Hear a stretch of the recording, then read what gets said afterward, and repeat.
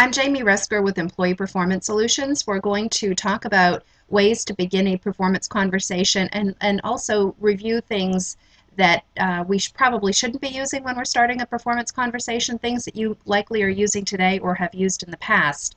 So when we're beginning a conversation with somebody, when we're introducing feedback, we might be saying something like, can I check something out with you? Or, can we have a conversation about, the customer service aspect of your role? So you're somehow introducing the conversation. Now, we might be saying to the person, I'd like to see you improve or get better or maybe stop or don't. We're implying, whether we say the word weakness or not, we're implying that there's some sort of weakness. What the person is hearing on the receiving end is that they are somehow deficient. And so when we're kind of the person's feeling threatened, they are less likely to react positively, probably more apt to react defensively when we're giving them feedback. So a better way to introduce the feedback would be to think about what we want them to do for future. So we would be starting with, I'd like you to develop the ability to, or I'd like to see you work on, or I'd like to see you focus on, or put your energy into.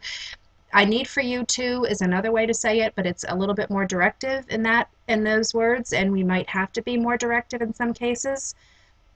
But what these words are saying is that, what we're looking for them to do for future. And so we're talking about the possibilities. And people like to be hearing about what it is they could be doing to be more effective. And so that's the intent, as opposed to focusing on what they did in the past that went wrong. And so here are some examples of how to turn things around. So really, if the person's making mistakes, we really just feel like saying, would you stop making so many mistakes, stop making so many errors? But again, that's talking about what happened in the past. And what we could say instead is, I'd like to see you develop more accuracy. Then we need to say, can we talk about what that would look like? And all of those things where they really did make errors that brought us to the conclusion that they were making too many mistakes in the first place, we would say, can we talk about what it means to be more accurate? So, on the month-end reports, I'd like to see, and then for payroll, I'd like to see, and so we're describing, again, what it is we want to see for that future performance.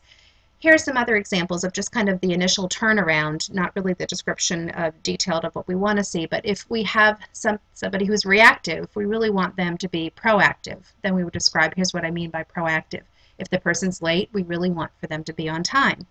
If we have somebody where experiments are taking twice the amount of time that they should, we really want them to be able to complete experiments in about half of the amount of time. Again, we would have to put our heads together with the employee and say, let's talk about how that could be accomplished. But we first want to think about what it is we want to see. The person who's always making excuses, we would say, put your energy into finding more solutions. The person who's making too many assumptions, make your conclusions based on facts. A few more examples. The person's too conciliatory, they're always backing down.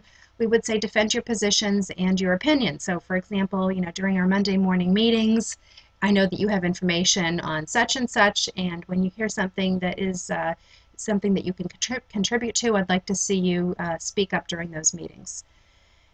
The person who is making rude comments about others, we almost feel like using that phrase that we would use to somebody who's in kindergarten or in elementary school, saying, if you don't have anything nice to say, don't say it at all. But we really can't use that with adults, but we could use something like this. When you have a thought about somebody else that's not entirely positive, I'd like you to hold your thoughts. I've also heard people say, keep it in the thought bubble, or keep it under your hat. But we can't tell the person not to have those thoughts, but we can tell them to hold on to them. The person's a liar or they're dishonest. This is just kind of one of those uncensored perceptions. Not terribly dishonest, not the embezzling type of person, but if the person's telling white lies, we might say, communicate information that is based on fact, again, going into those examples of what we want them to communicate that's factual.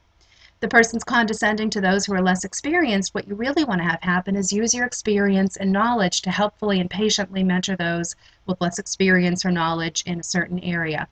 This is a common one. The person who is a lazy or a slacker, develop a greater sense of urgency and attentiveness to your work. So those are just some examples of how to take something negative and turn it around into what it is you want to have happen. So think about that thing that's driving you crazy, or about that thing that really is a deficiency, and say, what would I want to have happen instead? If you do have questions, you can contact us. We have lots of resources on our site, employeeperformancesolutions.com.